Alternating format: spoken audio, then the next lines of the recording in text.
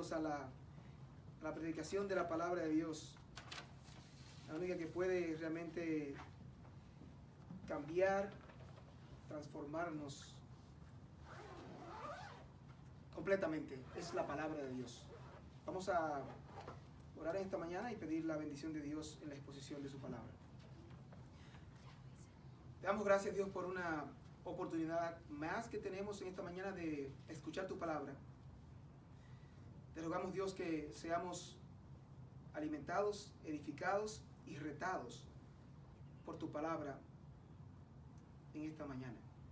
Señor Jesús, tú dijiste que si algo pidieres al Padre en mi nombre, yo lo haré.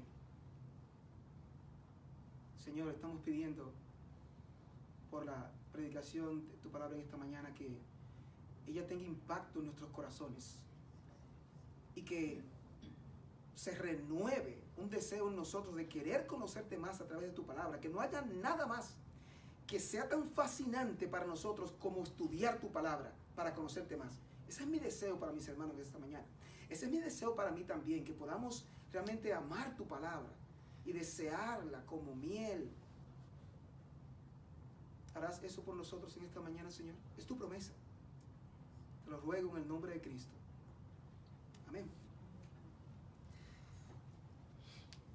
En este tiempo de Navidad, nosotros sabemos que la mayoría de nosotros estamos regularmente más familiarizados con los elementos más conocidos de la Navidad. Por ejemplo, María, José, el pesebre, los camellos tal vez, los animales, Belén. Sabemos también que de Belén Miqueas dice en Miqueas capítulo 5 versículo 2 que el niño iba a nacer en Belén. Sin embargo, al mismo tiempo se nos olvida que el mismo Miqueas dice de este niño que iba a nacer en Belén, dice que sus salidas son desde la eternidad. Y dice más que ese niño que nació en Belén. Nosotros sabemos también que el niño no se iba a quedar niño, sino que iba a ser un adulto. Ahora, sabemos mucho del niño y se habla mucho de eso en Navidad. Ahora, ¿cuánto sabemos de ese niño que creció, del adulto? Tanto hoy. ¿O cuánto sabían los discípulos y la gente de su tiempo sobre ese niño que creció, Jesús de Nazaret? Hoy nosotros tenemos delante de nosotros el pasaje de Marcos capítulo 5, versículos del 1 al 20, y hemos titulado el sermón El Jesús desconocido. El Jesús desconocido. Y para dar un poquito de contexto a nuestro pasaje en esta mañana, yo quiero que ustedes vayan conmigo primero a Marcos capítulo 4 y vamos a ver los versículos 35 al 41. Marcos capítulo 4, 35 al 41. Dice el versículo 35. Dice, aquel día cuando llegó la noche, les dijo, pasemos al otro lado. Y despidiendo la multitud, le tomaron como estaba en la barca. Y había también con él otras barcas. Pero se levantó una gran tempestad de viento y echaba las olas en la barca, de tal manera que ya se anegaba. Y él estaba en la popa durmiendo sobre un cabezal. Y le despertaron y le dijeron, maestro, ¿no tienes cuidado que perecemos? Y levantándose, reprendió al viento y dijo al mar, calla, enmudece. Y nota lo que pasó. Y cesó el viento y se hizo grande bonanza. Estoy en el versículo 39. Y les dijo, ¿por qué estáis así amedrentados? ¿Cómo no tenéis fe? Entonces temieron con gran temor y se decían el uno al otro, ¿quién es este que aún el viento y el mar le obedecen? Los discípulos, cuando vieron lo que ocurrió con un mar que estaba embravecido y cómo el Señor se levantó y dijo, calla, enmudece, estaban en gran temor, diciéndose, ¿quién es este que aún el viento y el mar le obedecen? Esta gente, estos discípulos, eran judíos. ¿Por qué es importante eso? Un judío se exponía a las escrituras, y como un judío que se exponía a las escrituras e iba a la sinagoga semanalmente, era muy probable que los judíos habían escuchado Salmo 65 y Salmo 89, donde dice que Dios es el que sosiega el mar cuando está encendido. Cuando ven que Jesús hace lo que hace, en su mente hay una confusión y un temor, y se preguntan, ¿quién es este que aún el viento y el mar le obedecen? En el pasaje que sigue nosotros, que es en el capítulo 5, que habla del endemoniado gadareno, vamos a aprender más sobre este Jesús desconocido.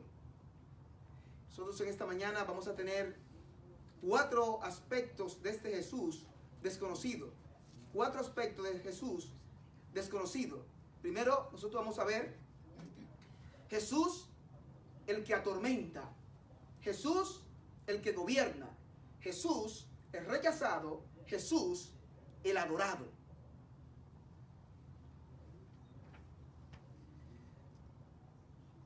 Primeramente vamos a ver en el versículo 1 al 5 el escenario de este pasaje del endemoniado gadareno. Noten conmigo el versículo 1 del capítulo 5 de Marcos, versículo 1. Dice, vinieron al otro lado del mar, a la región de los Gadarenos. Esta región era una región que estaba a unos 9, tal vez 10 kilómetros del otro lado del mar de Galilea, la región de Galilea. Y esta región de los Gadarenos era una región que era habitada mayormente por gentiles. Vivían judíos ahí, pero era mayormente habitada por gentiles. Versículo 2. Y cuando salió él de la barca, enseguida vino a su encuentro de los sepulcros un hombre con un espíritu inmundo. ¿Qué tenemos aquí? A un endemoniado. Esta es la situación. Un endemoniado. Versículo 3. Note dónde moraba esta persona. Dice que tenía su morada en los sepulcros y nadie podía atarle ni aun con cadenas. En los sepulcros solamente uno encuentra muchas veces en los cementerios a los drogadictos que se van ahí porque es un lugar que nadie los va a encontrar, o si usted hace una fechoría o lo que sea, se quiere ir, usted se esconde en un lugar que nadie va a estar ahí regularmente. Este hombre vivía en los sepulcros, y noten que dice, y nadie podía atarle ni aun con cadenas. Noten el versículo 4 donde vemos los esfuerzos infructuosos de la gente para tratar de controlar a este hombre. Ustedes han oído por ahí un proverbio africano que dice que se necesita una, ¿cómo se dice la palabra? Una aldea para crear un niño. ¿Han oído eso? Ustedes saben que cuando hay problemas y usted vive en un vecindario, mayormente los vecinos se envuelven en sus problemas. En este caso yo pienso que es lo mismo. Los familiares te ayudan, los vecinos te ayudan y la gente trata de ayudar. Yo creo que en este caso también la gente había tratado de ayudar. Noten el versículo 4, dice, porque muchas veces había sido atado con grillos que se ponían en los pies y cadenas en las manos, mas las cadenas habían sido hechas pedazos por él y desmenuzados los grillos y nadie le podía dominar. La idea es ahí, en algunas versiones dicen, y nadie ya le podía dominar. Este pasaje también está, la misma narración, está en Mateo 8 y está en Lucas 8. Pero Marcos es la narración más detallada de lo que ocurre aquí. En uno de los pasajes paralelos, habla de que este hombre había estado en esta situación ya por mucho tiempo. Y los vecinos y la gente y los familiares habían tratado de controlar a este hombre. De hecho, en uno de los pasajes dice que el hombre endemoniado era tan férreo, tan fuerte y tan feroz que nadie se atrevía a pasar por ese camino. No tan solo eso. Estaba endemoniado. Nadie lo podía controlar. Vivía en los sepulcros. Ahora, noten aquí su rutina. ¿Cuál es la rutina de este hombre? De día y de noche, dice versículo 5. Dice siempre, constantemente. Versículo 5. De día y de noche andaba dando voces en los montes y en los sepulcros. Escuchen aquí. Lo que se utiliza aquí es una palabra que conocemos como onomatopeya. En literatura se habla. Una onomatopeya es como cuando usted dice ¡boom! ¡Boom! Es una explosión. Y es que la palabra suena como lo que hace. En este caso lo que está pasando aquí, que lo que está haciendo este hombre endemoniado, ni siquiera son palabras entendibles, audibles. Es como el sonido de un cuervo. Este hombre estaba haciendo algo como esto. En los sepulcros, de día y de noche, dice, andaba dando voces. Y no tan solo eso. ¿Qué más hacía en su rutina? Dice e hiriéndose con piedras. Uno sabe que hay personas que se hieren con cuchillos y todo eso. Hay problemas graves con eso, con muchos adolescentes. Y eso es muy penoso. Eso realmente es un problema. Y hay problemas, la gente tiene problemas. Y no tratamos de minimizar los problemas de la persona. Pero yo les digo a ustedes, esto es un problema. ¿Se puede llegar más bajo de aquí? Yo pensé, si a este hombre se le pudiera poner como una especie de... ¿Usted ha visto esa tarjeta que se le ponen a la gente? A veces uno ve algunas canciones en YouTube y tiene un cartón y dice algo aquí de cada gente. Si a este se le pudiera poner una tarjeta así, tal vez diría lo siguiente: el endemoniado gadareno, reputación destruida, futuro incierto, esperanza remota. Se puede llegar más bajo de aquí. Ahora, esto es una situación bastante triste. Ahora, imagínese que fuera un familiar suyo. Imagínese que sea su papá, que fuera su papá, que fuera su hermano, o que fuera su hijo. Ahora, imagínese también que fuera usted mismo. Esto es un problema. Con eso en mente, entonces, vamos a continuar porque la historia no para aquí. Vamos a continuar con los próximos versículos donde veremos a Jesús, el que atormenta, de los versículos 6 al 10. Versículo 6.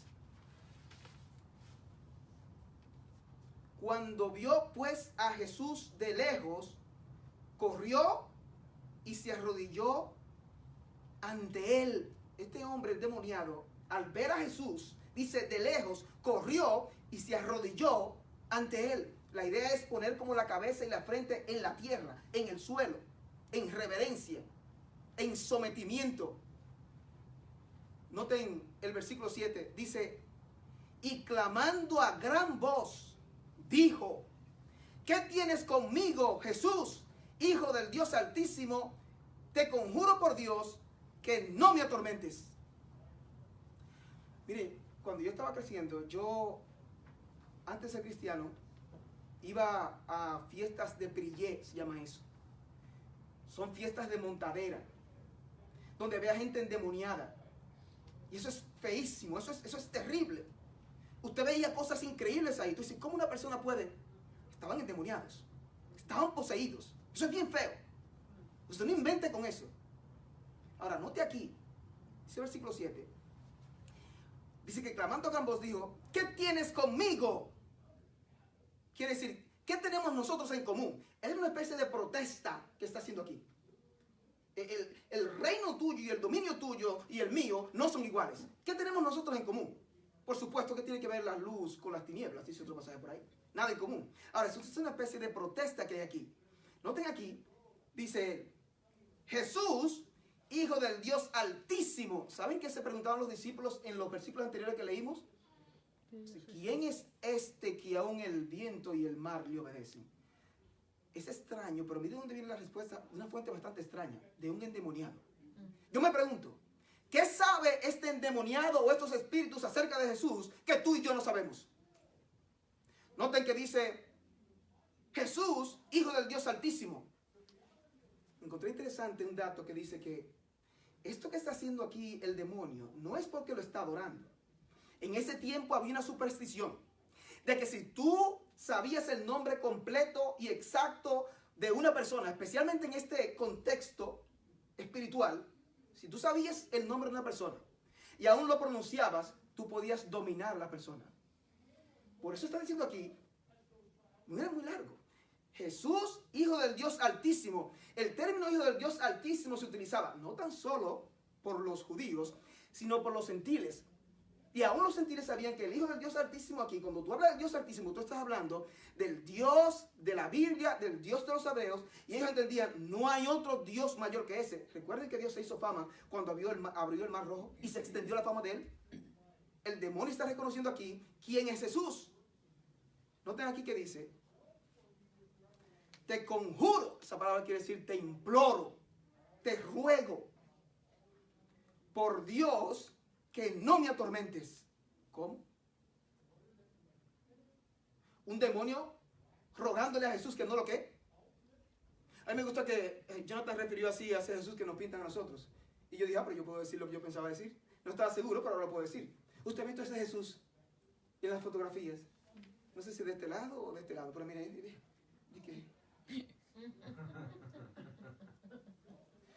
lo pintan como alguien que no le hace daño a nadie, ni mata una mosca. Oye, ¿no mata una mosca, no?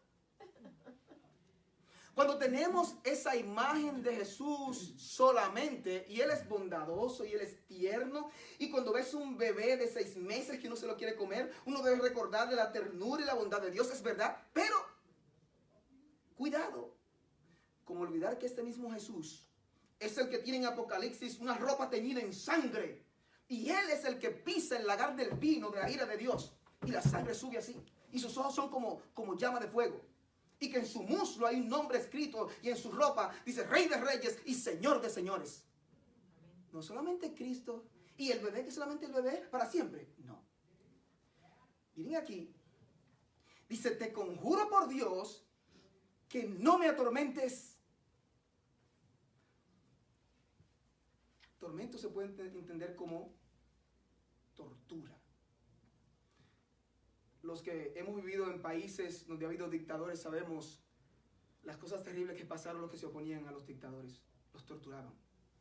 En mi país los ponían en una silla eléctrica. De lo menos que se hacía. El demonio está pidiendo que no lo atormente aquí.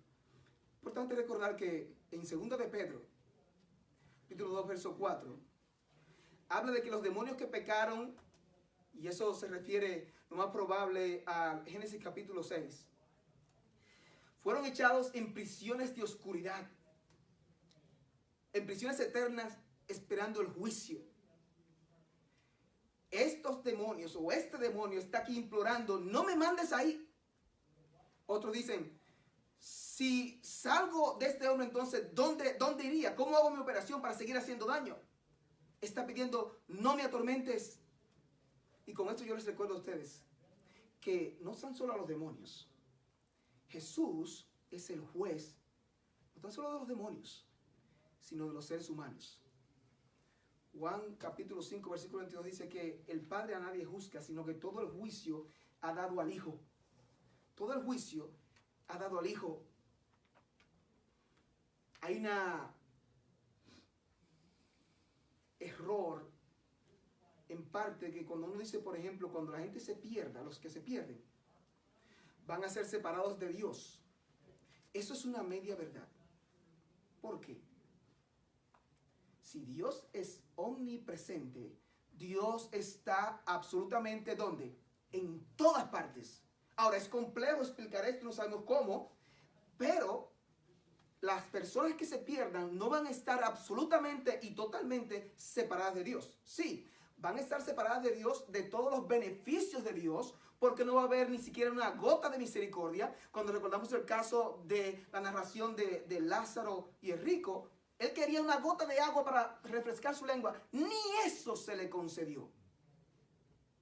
Yo les recuerdo a ustedes en esta mañana, especialmente si hay uno aquí que sabe que no es salvo y no ha arreglado su cuenta con Dios. Hay un día que este Jesús que atormenta a los demonios te va a atormentar a ti. Eso no es una buena posición en la que uno quiere estar. En la referencia de Mateo 8:29 dice, has venido para atormentarnos antes de tiempo. Porque los demonios saben que hay un día que su juicio va a llegar. Ahora, noten el versículo 8, dice, porque le decía, sal de este hombre, espíritu inmundo. Es un espíritu impuro, un demonio. Versículo 9 dice, y le preguntó Jesús, ¿cómo te llamas? Ahora usted se pregunta, pero si Jesús lo sabe todo, ¿por qué le pregunta cómo te llamas? ¿Es porque quiere saber información Jesús? Algunos comentaristas dicen lo siguiente y me pareció la más satisfactoria de que porque Jesús hace la pregunta ¿cómo te llamas? es para que nosotros entendamos la magnitud del problema de este hombre. Ustedes saben que una ocasión Jesús estaba orando y después que él oró, creo que se sonó, el Padre le habló del cielo, lo que sea así, y Jesús explicó. Dice, mire, yo no dije esto porque como que tenía que hacerlo, sino por ustedes. O sea, Jesús a veces hace cosas por nuestro beneficio para que entendamos. Ahora, noten aquí, él pregunta, y Jesús no está jugando el juego de la superstición, de que si tú me dices el nombre exacto, entonces yo te voy a dominar. Eso no es lo que Jesús está haciendo aquí. Y si le respondió diciendo, Legión me llamo porque somos muchos.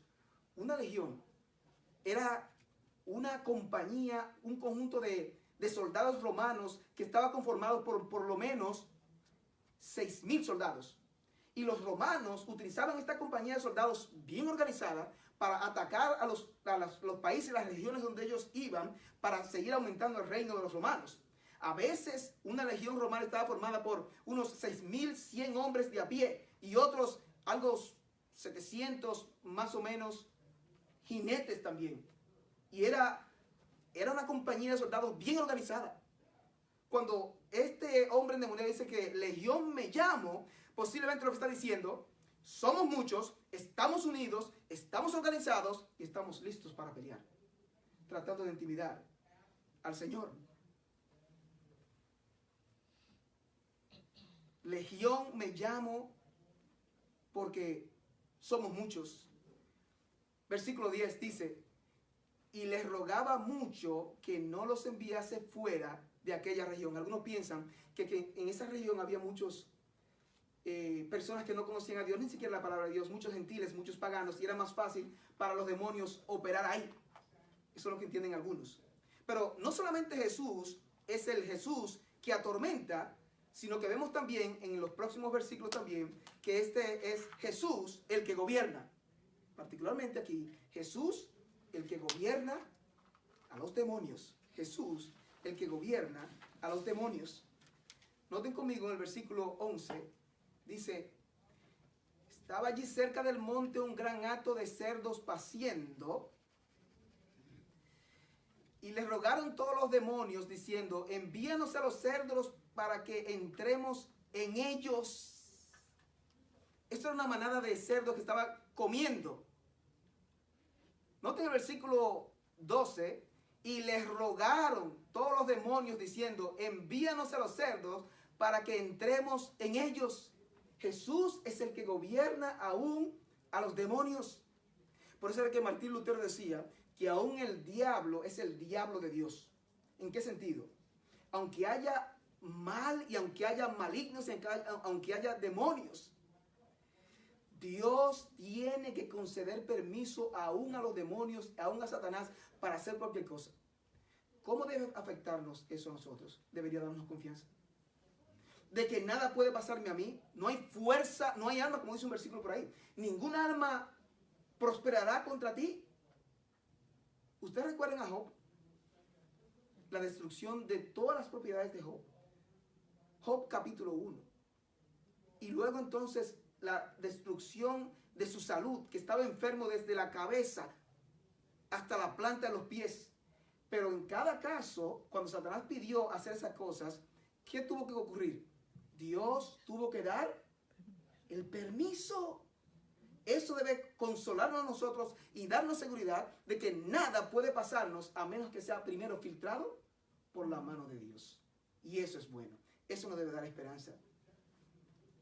Dice, le rogaron todos los demonios diciendo, envíanos a los cerdos para que entremos en ellos. Estos demonios se conformaban con, aunque sea entrar a los cerdos. Dice, y luego Jesús, dice aquí, les dio permiso.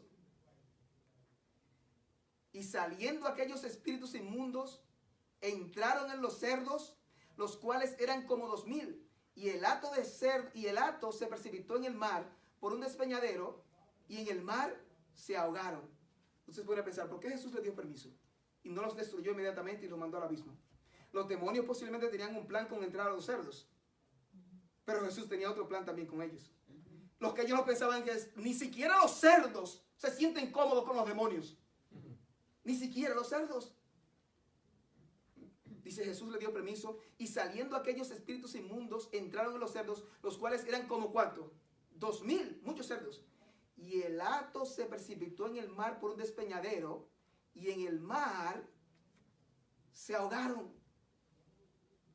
Aquí vimos que Jesús es el que gobierna aún a los demonios. No tan solo eso en este pasaje, sino que vemos ahora, en cuanto a la respuesta de la gente, otros aspectos de este Jesús desconocido. En el próximo bloque vamos a ver Jesús es rechazado. Versículo 14. Y los que apacentaban los cerdos huyeron y dieron aviso en la ciudad y en los campos y salieron a ver qué era aquello que había sucedido. Ellos salieron a comprobar y ser testigos oculares y a comprobar qué es lo que nos están diciendo. Este hombre tenía muchísimo tiempo que hacía eso. Y por ahí nadie podía pasar. Todo el mundo conocía a Papolo, si se llamaba Papolo, Rafael o Manuel. El endemoniado. Años tal vez tenía en ese asunto. Y la gente lo conocía. Cuando les anuncian esto que ha ocurrido, la gente quiere venir a ver lo que ha pasado. Versículo 15 dice, vienen a Jesús y ven al que había sido atormentado del demonio y que había tenido la legión. Atención, noten la transformación ahora de este hombre. Estoy en el versículo 15. Dice, sentado, totalmente calmado. ¿Qué contraste? Y noten que dice aquí, vestido. Y un hermano mexicano pudiera decir, pues ni modo que estuviera sin ropa. No. Entonces tú no has leído la versión que yo te dije que hay otras versiones. Hay otras versiones que hay. Hay otra narración de esto que está en Lucas y Mateo. ¿Saben que la versión de Lucas dice, 8:27 dice, hablando de este hombre, y no vestía ropa? ¿Cómo? Señor, ¿usted quiere una situación más triste que esta? Estaba leyendo que hay un escritor de los años 1800. Dice que estaba en un cementerio, en Líbano, por ahí. No sé si hay otro nombre en español para eso. Estaba en un cementerio y vio como el silencio se rompió en el cementerio. Y cuando él notó, dice que había un endemoniado desnudo peleando con un perro salvaje por un hueso. Señores, esto es un problema. Esto es un problema. Si fuera tu papá, si fuera tu hijo, si fueras tú, esto es un problema. ¿Sabe cuántos demonios había en este hombre? Dice muchos. Miles. No lo podían, yo me estaba pensando, no lo podían ni siquiera atar ni con cadenas. Es una cosa increíble eso. Pero es que yo no me imagino eso. Ni en películas. Ahora, cuando llega Jesús, como dice una canción, llegó Jesús, hay un cambio total y hay transformación. Dice que el hombre lo encontraron, los que vinieron a ver, sentado, vestido y en su juicio cabal.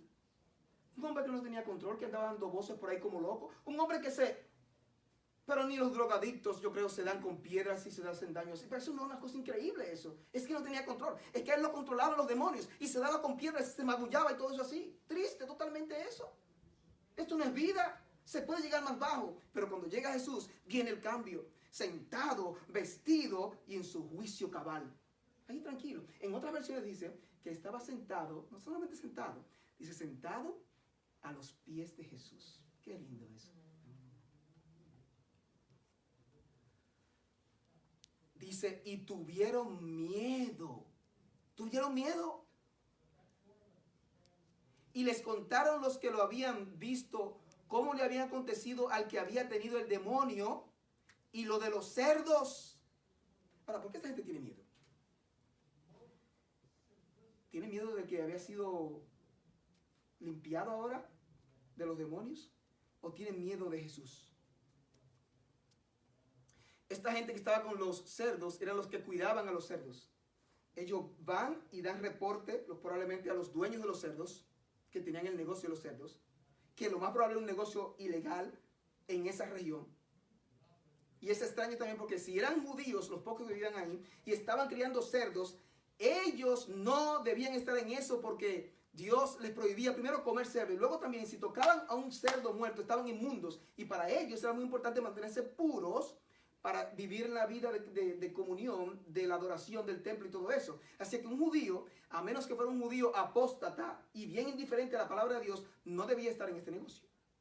Porque algunos se puede preguntar, ven acá, ¿cómo es que pasa esto que Jesús manda a los cerdos, a los demonios a los cerdos, y los cerdos se precipitan y se ahogan, como 2000 cerdos? ¿No es Jesús responsable por el daño a la propiedad privada aquí? Primero, el negocio era medio cuestionable. Luego, yo encontré un Salmo 50, donde dice que Dios conoce todas las aves de los cielos y que toda bestia del campo me pertenece. O sea, si tú lo llevas a un extremo mayor, esto también es de Dios. Los cerdos eran de Dios. Él puede hacer con eso lo que quiera. Además, otra cosa también. Y eso va para los defensores de los animales. ¿Qué vale más? ¿Una persona, un hombre o una oveja? ¿O un pajarillo? ¿O qué vale más? ¿Una persona o un cerdo? Ay, pero que son 2000. No importa. Es una pena que hay personas que se preocupan más por los animales.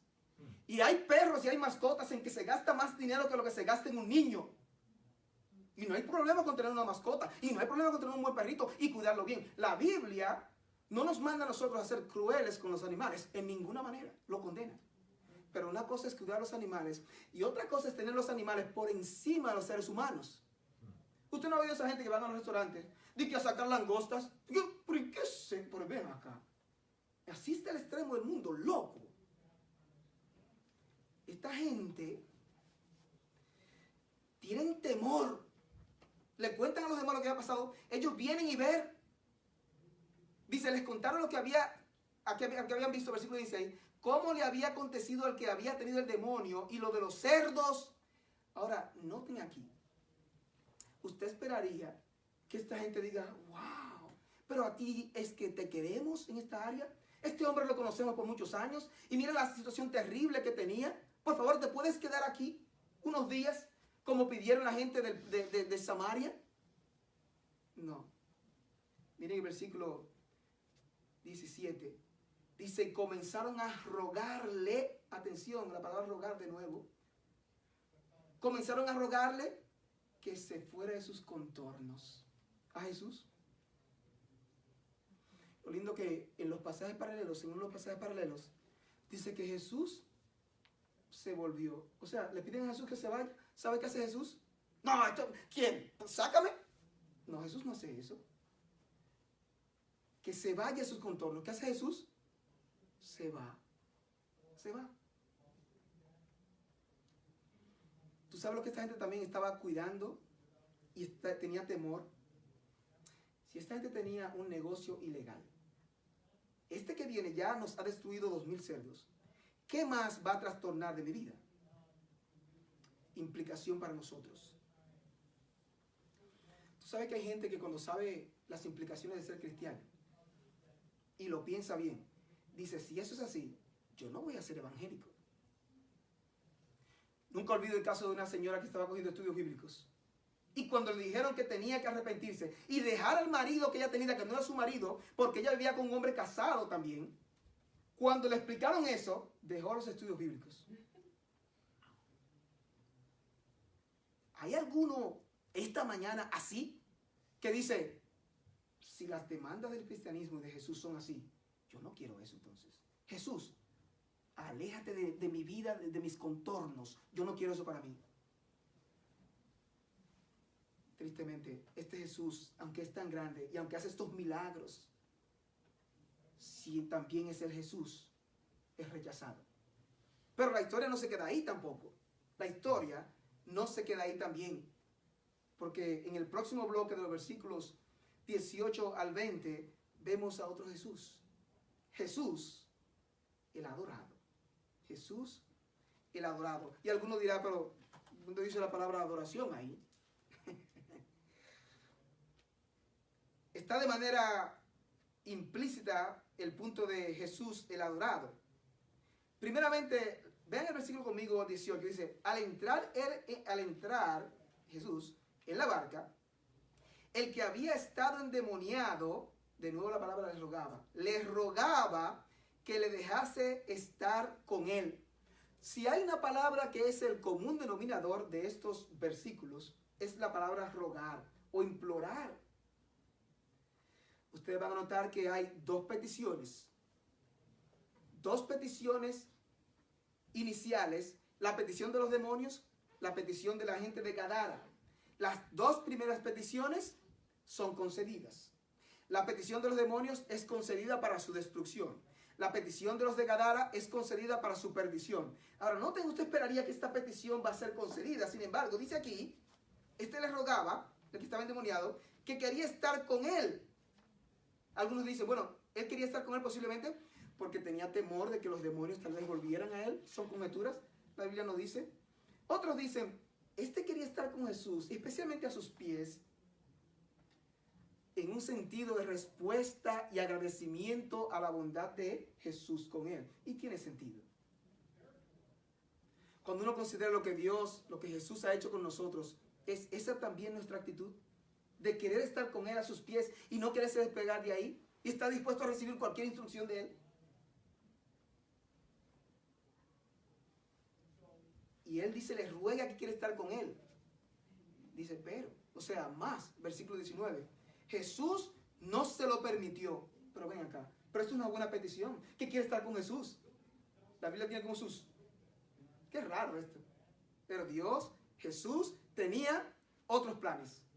Cuando Dios te niega algo, Dios tiene un plan mejor para ti, para tu beneficio y para la gloria de él.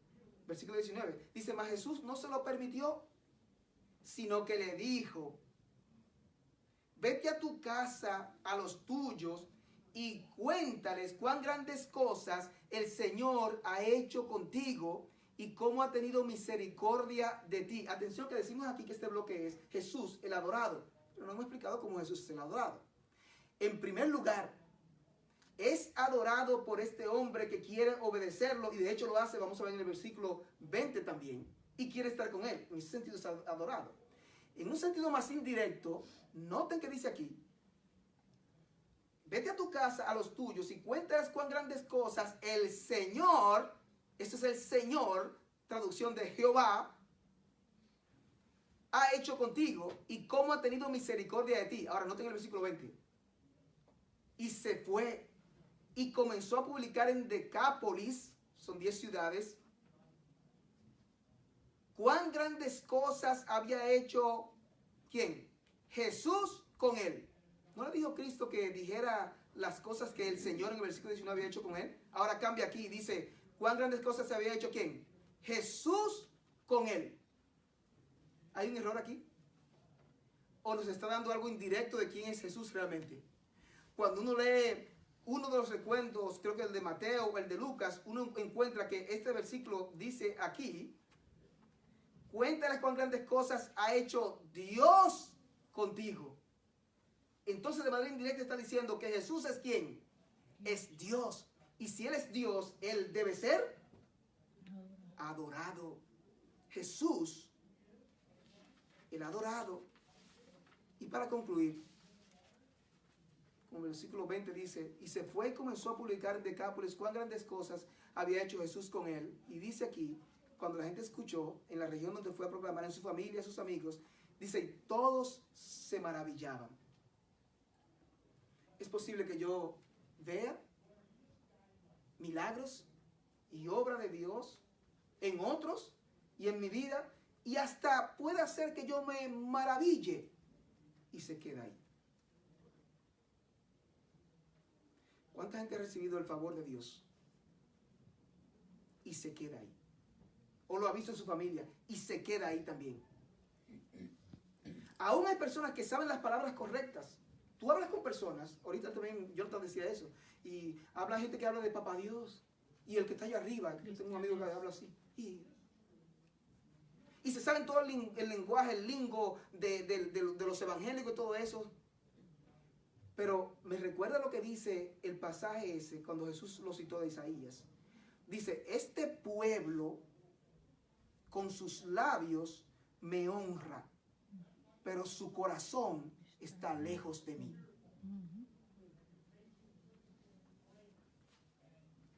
Yo creo en Dios. Yo soy una persona muy espiritual. Eso es lo que está de moda ahora. Cuando yo digo la palabra eso de que una persona dice, yo soy una persona muy espiritual, me da como una... Los muchachos usan una palabra que yo no sé bien cómo se traduce, cringy.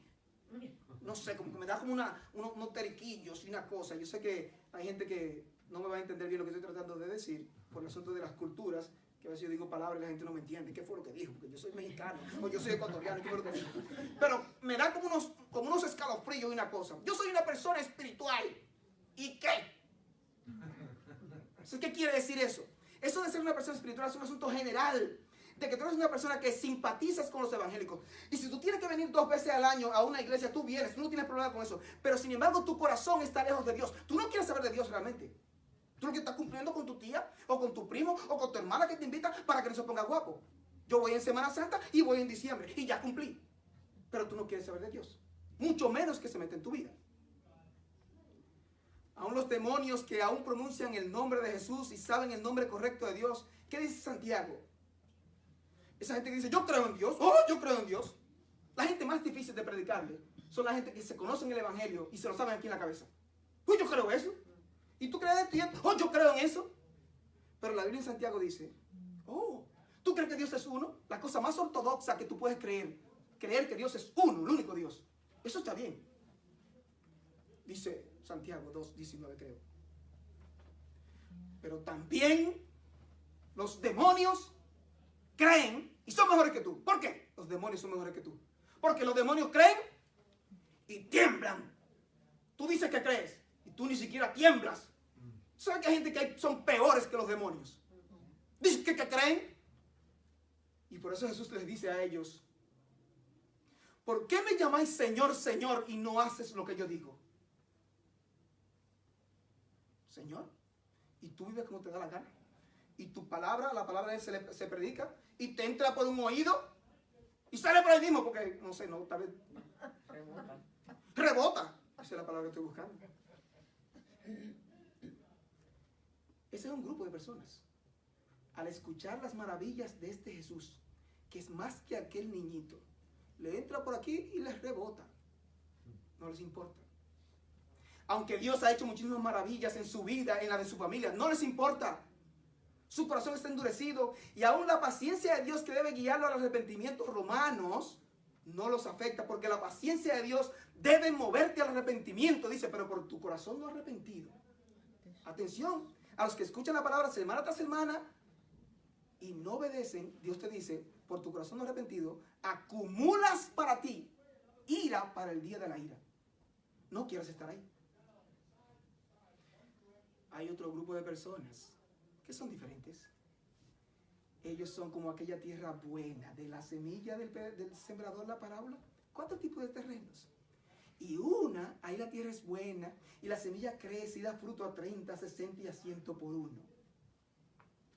Esos son los que son impactados y quieren estar a los pies de Jesús y quieren obedecerlo y quieren estar con Él. Y hacen lo que este hombre hizo, dice, y se fue y comenzó a publicar en Decápolis cuán grandes cosas había hecho Jesús con él. Y al oír esas cosas, la gente se maravillaba. ¿En cuál grupo estás tú? En el grupo 1, que escucha, no le importa. O en el grupo 2, que se somete, obedece y adora a este Jesús que atormenta a los demonios, que gobierna a los demonios, que fue rechazado y que es el Jesús también que debe ser adorado. Que Dios nos bendiga. Gracias por tu palabra, Señor, en esta mañana. Gracias por este texto. Gracias por abrir nuestros ojos a este Jesús tan grande. El Jesús que también es Dios, el Dios hombre. El que ha tomado nuestro lugar, a los que nos hemos arrepentido de nuestros pecados y hemos puesto nuestra confianza completa en Él. Porque solamente en Él hay salvación. Porque no hay otro nombre bajo el cielo a los hombres en el cual podemos ser salvos. Solamente en Jesucristo. Yo te ruego, Dios, que tú tengas misericordia de personas que están aquí en esta mañana y que saben que todavía no han arreglado sus cuentas contigo. y que tienen ídolos en su vida que dicen, no puedo dejar esto. Este negocio, si lo tengo, no lo puedo dejar. Esta relación que tengo pecaminosa, no la puedo dejar. Si me meto a cristiano o a cristiana. Dios, yo te pido que tú quiebres y quebrantes su corazón a través de lo que escucharon esta mañana. Y que tu palabra germine y dé fruto en sus corazones para vida eterna. Eso te ruego esta mañana. En el dulce nombre de Cristo. Amén. Gracias, señores, en esta mañana.